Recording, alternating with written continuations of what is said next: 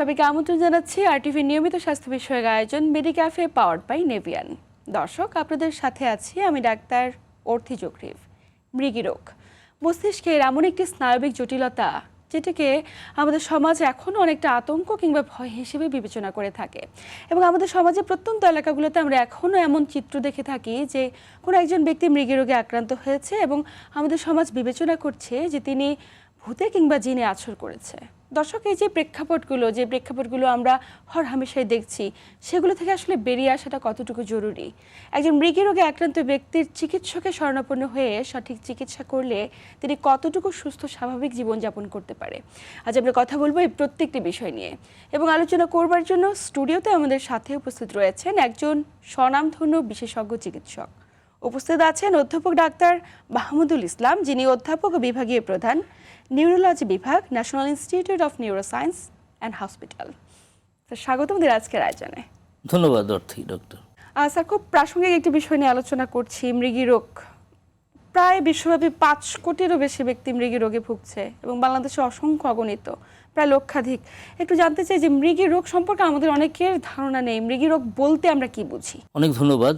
মৃগীরোগ হচ্ছে একটি জটিল স্নায়বিক মস্তিষ্কের অসুখ, যাতে মস্তিষ্কের কোষের অস্বাভাবিক এবং অতিরিক্ত বৈদ্যুতিক নিঃসরণের ফলে খিঁচুনি আকারে দেখা দেয়। এই খিঁচুনি যদি 24 ঘন্টার মধ্যে একাধিকবার হয় এবং সেটা যদি স্বতঃস্ফূর্তভাবে হয়, বিশেষ কোনো কারণ ছাড়া, স্বতঃস্ফূর্ত আমরা স্পন্টেনিয়াস বলি, সেটাকে আমরা বলি মৃগীরোগ। মৃগীরোগ আসলে এই জন্যে যে কোনো বয়সী হতে পারে, শিশু থেকে বৃদ্ধ।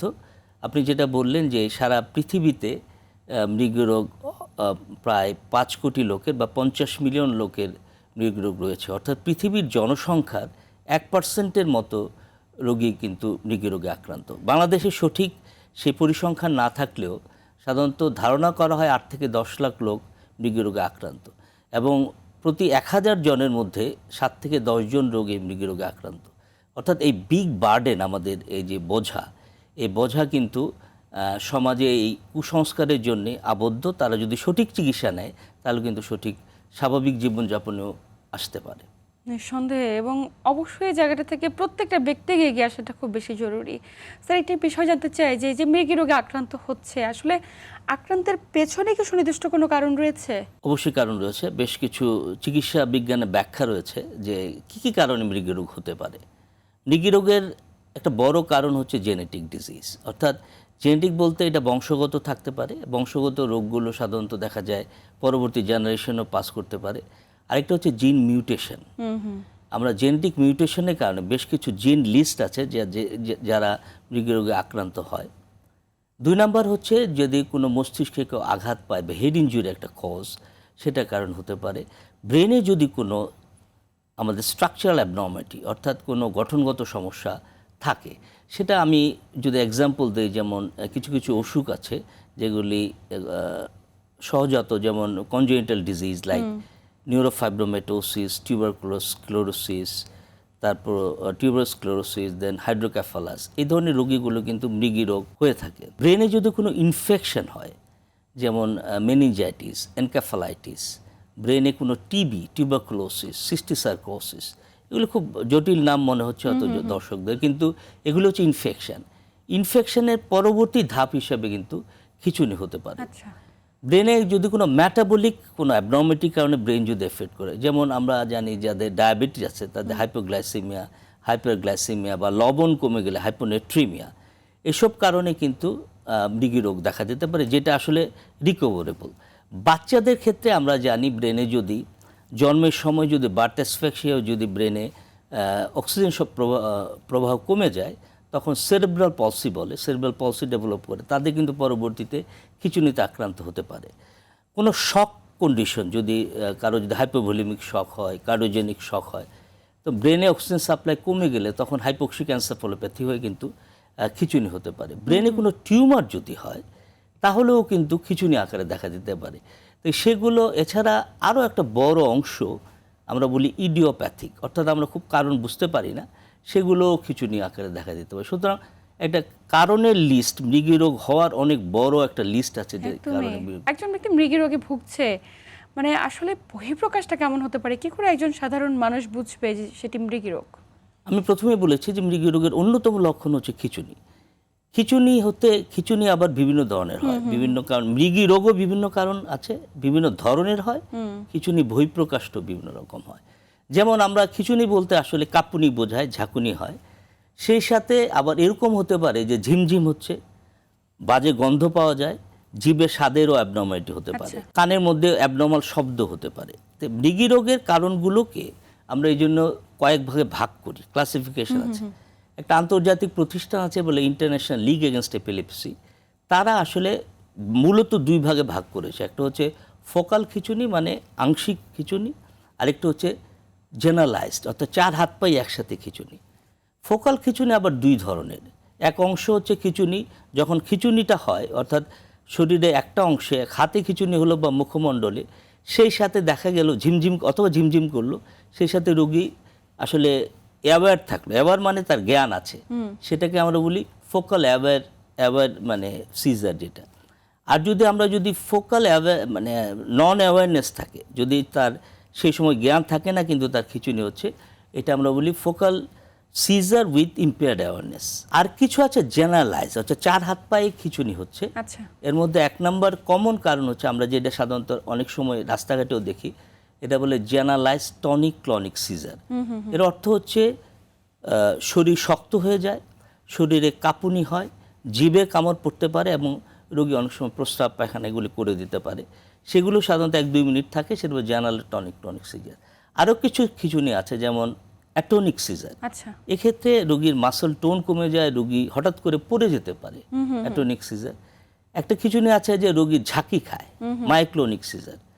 বাচ্চাদের ক্ষেত্রে খুব কমন একটা খিঁচুনি আছে, এটা বলে অ্যাবসেন্স সিজার। সেক্ষেত্রে দেখা যায় রোগী হঠাৎ ফিউ সেকেন্ডস দেখা যায় একদিকে তাকিয়ে আছে বাচ্চা, তারপর আবার ঠিক হয়ে গেল।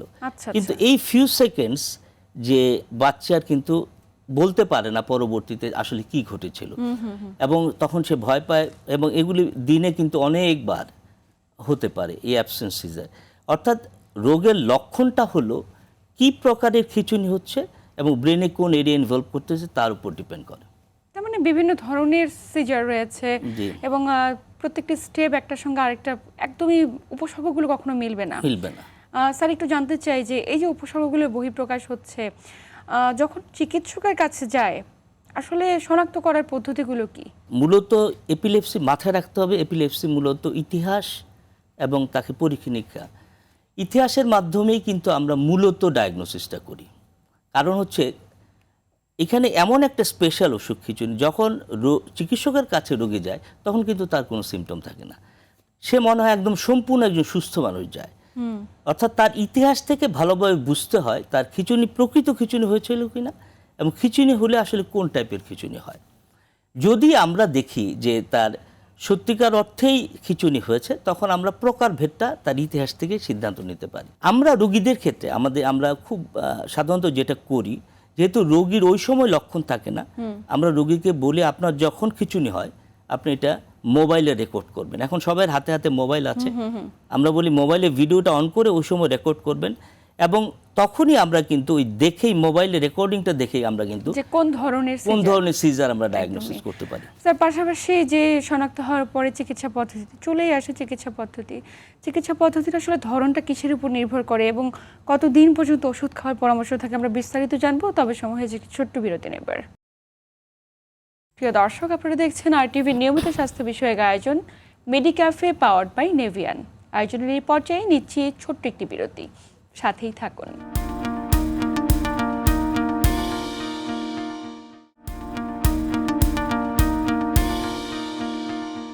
প্রিয় দর্শক, বিরতির পর আবারও সবাইকে স্বাগত জানাচ্ছি RTV নিয়মিত স্বাস্থ্য বিষয়ক আয়োজন মেডিক্যাফে পাওয়ার্ড বাই নেভিয়ান। আপনাদের সাথে আছি আমি ডাক্তার অর্থি জোখরিফ, এবং আমার সাথে আছেন অধ্যাপক ডাক্তার মাহমুদুল ইসলাম। স্যার, বিরতির পর আবারও স্বাগত আমাদের আজকের আয়োজনে। ধন্যবাদ।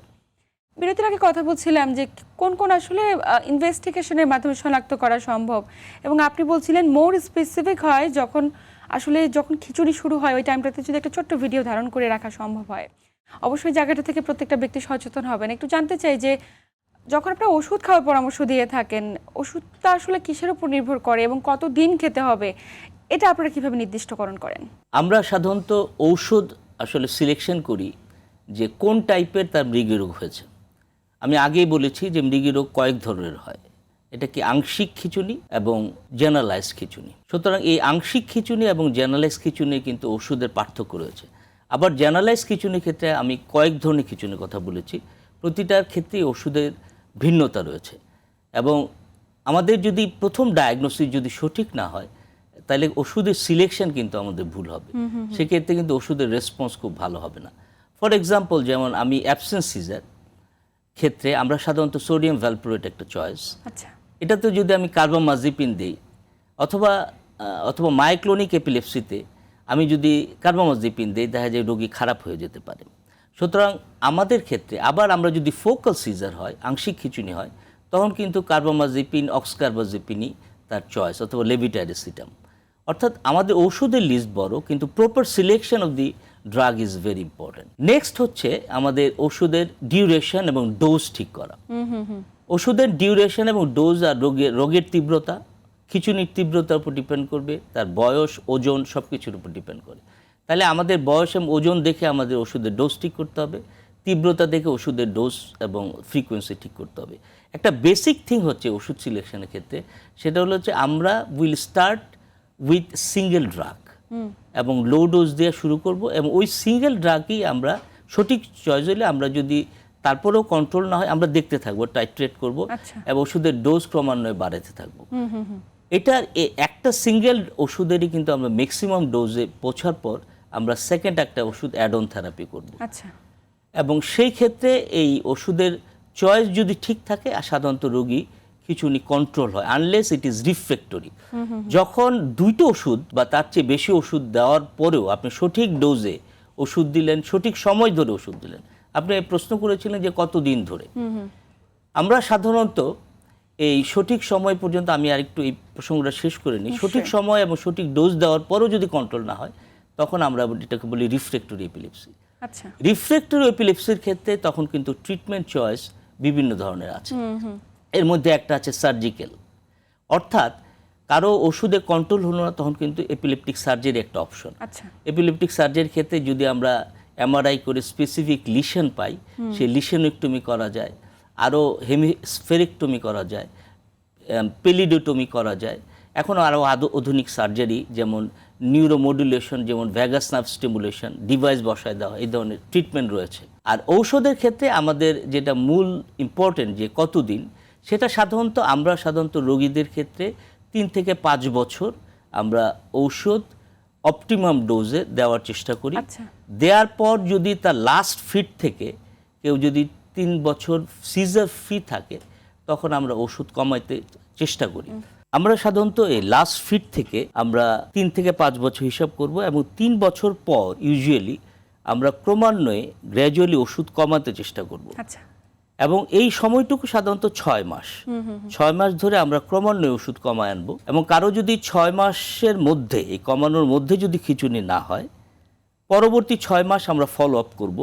কারো যদি তারপরেও যদি খিঁচুনি না হয় আমরা ধরে নিব যে হয়তো তার সামনে আর খিঁচুনি হবে না। আচ্ছা কিন্তু যদি এই 6 মাসের মধ্যেই তার আরেকবার খিঁচুনি হয়, এমন হতে পারে এই রোগীগুলো সারা জীবন ধরে ওষুধ খেতে হবে। মনে রাখতে হবে ব্রেইনে যদি, মস্তিষ্কে যদি কোনো স্ট্রাকচার অ্যানোমালি থাকে, অর্থাৎ আমি বেশ কিছু অসুখের নাম বলেছি যেমন টিউবারাস স্ক্লেরোসিস, নিউরোফাইব্রোমেটোসিস, অথবা ব্রেইনে কোনো স্ট্রোক হয়েছিল আগে, এ ধরনের রোগীর ক্ষেত্রে, এই রিফ্রেক্টরি এপিলেপসির ক্ষেত্রে তাদের কিন্তু লাইফ লং ওষুধ লাগে। আচ্ছা আচ্ছা সাধারণত 3 ভাগের 1 ভাগ রোগীর আমরা কিন্তু সাকসেসফুলি ওষুধ বন্ধ করতে পারি, কিন্তু 3 ভাগের 2 ভাগ রোগীর ক্ষেত্রেই অনেক ক্ষেত্রে সারা জীবন ওষুধ খেতে হয়। নিঃসন্দেহে। এবং স্যার আমরা অনেক সময় দেখি যে হঠাৎ করে রাস্তায় চলতে ফিরতে একজন ব্যক্তি মৃগী রোগে আক্রান্ত হয়ে গিয়েছে, বিশেষ করে প্রত্যন্ত এলাকাগুলোতে, ওই ব্যক্তিটিকে তাৎক্ষণিকভাবে চামড়ার জুতো শুকিয়ে দেওয়া হয়। এই বিষয়টি আসলে কতটুকু যৌক্তিক?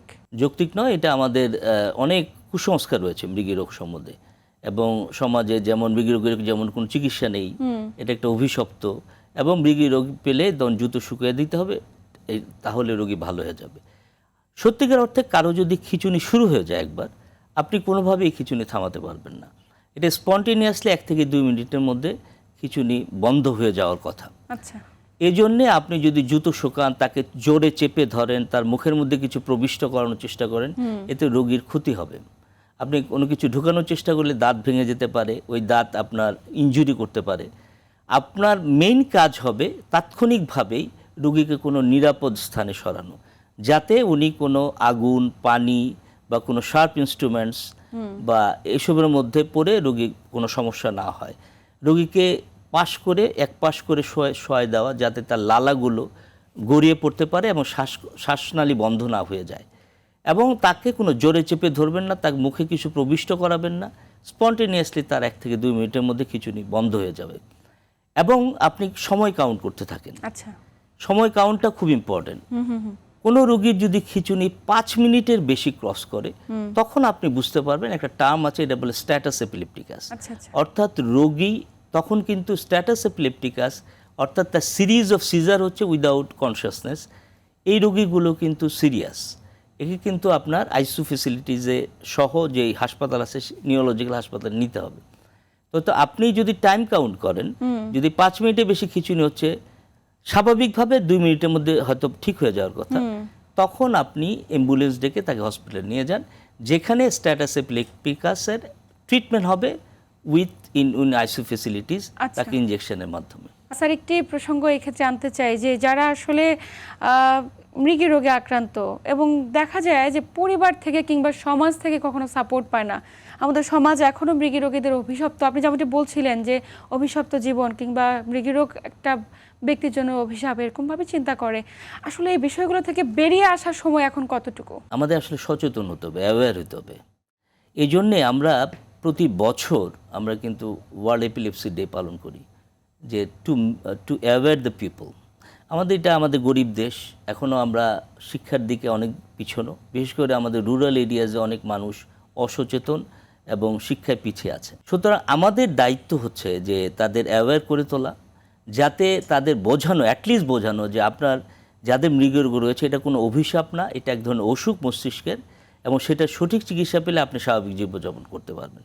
সেই রোগীগুলিকে যদি আমরা হেলথ সেক্টরে আনতে পারি, তাহলে কিন্তু তাদের চিকিৎসা করা সম্ভব এবং ঔষধ অ্যাভেলেবল, তারা চিকিৎসা করলে। এবং আমি মনে করি শুধু তাদের রোগীদের না, রোগীদের পরিবার, তার সেবা প্রদান করে যারা কেয়ার গিভার্স, তাদেরও সচেতন হইতে হবে। তাদের বুঝতে হবে যে ওষুধের গুরুত্ব হচ্ছে, তাকে ওষুধ দিয়ে কিন্তু তার রোগ নিয়ন্ত্রণ করা সম্ভব, স্বাভাবিক জীবনযাপন করানো সম্ভব। সুতরাং তারা যাতে ঠিকমতো ওষুধ খাওয়ায় এবং তাদের সঠিকভাবে ফলো আপ করে, তাহলে কিন্তু তার স্বাভাবিক জীবনযাপন করতে পারবেন। নিঃসন্দেহে খুবই চমৎকারভাবে প্রত্যেকটি বিষয় তুলে ধরেছেন একদম আলোচনার শেষ প্রান্তে। আপনাকে আন্তরিক ধন্যবাদ গুরুত্বপূর্ণ তথ্য এবং পরামর্শের মাধ্যমে দর্শকদের উপকৃত করবার জন্য। ধন্যবাদ ডক্টর। প্রিয় দর্শক, এই ছিল আমাদের আজকের আয়োজন। মেডিক্যাফে পাওয়ার্ড বাই নেভিয়ান আছে এ পর্যন্তই। আমাদের বিশেষজ্ঞ চিকিৎসকের কথা রেস ধরে বারবার বলতে চাই, যারা মৃগী রোগে আক্রান্ত তারা আমাদের সমাজের কখনোই অভিশাপ নয়।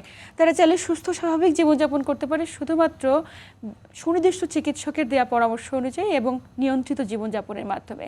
আসলে আমরা প্রত্যেকে একটুখানি সচেতন হই এবং মৃগী রোগীদের পাশে দাঁড়াই। এতক্ষণ সাথে থাকার জন্য সবাইকে ধন্যবাদ। সবাই ভালো থাকুন, সুস্থ থাকুন এবং RTV-র সাথেই থাকুন।